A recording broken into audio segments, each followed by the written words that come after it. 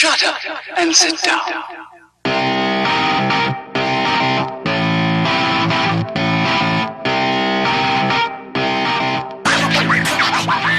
Hey everyone, Geek Prime here with my review of Steins Gate Zero. For those of you who are unfamiliar, Steins Gate Zero is the sequel to Steins Gate and part of the Science Adventures series, which started with Chaos Head and included Robotics Notes. The original Steins Gate was a truly great story of time travel and its dangers, and I have to say I was truly impressed at how well they detailed how messy time travel could be. So, given how much I enjoyed the original, I was understandably anxious for the sequel. I'll try my best not to give you any spoilers, but the story once again focuses on Akabe Rentaro, although he is much more subdued than you remember him.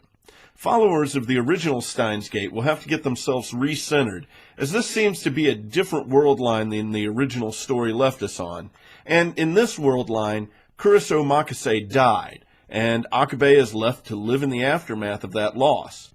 Chance has him run into a team that is creating an artificial intelligence that is crafted from Kurisu's memories, which leads to the introduction of some new characters and a lot of character development for your old favorites. Now this, in my mind, is both good and bad. I love the depth that was added to each of the characters, but it did hurt the pacing of the series a bit. And while it made Akabe a tragic hero, I think it went a little bit too far in finding interesting ways to further torture an already tortured soul. By the end of the show, you can see where they were going, but I think they could have toned it down a notch or two.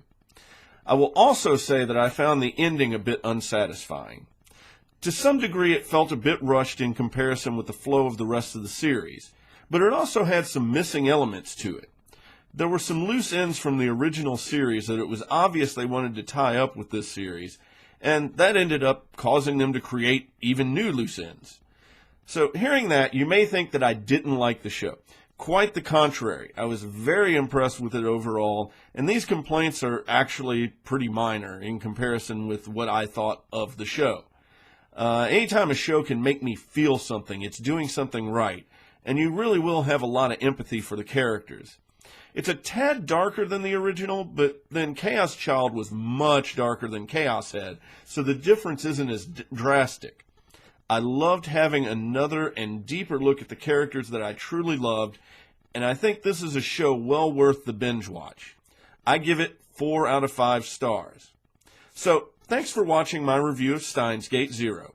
If you have any questions or want to disagree with me, feel free to make some comments below. I'll be happy to hear what you have to say, and let me know what you think of the review overall.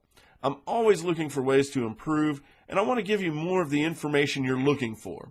I hope you'll check out more of what Channel Geek has to offer.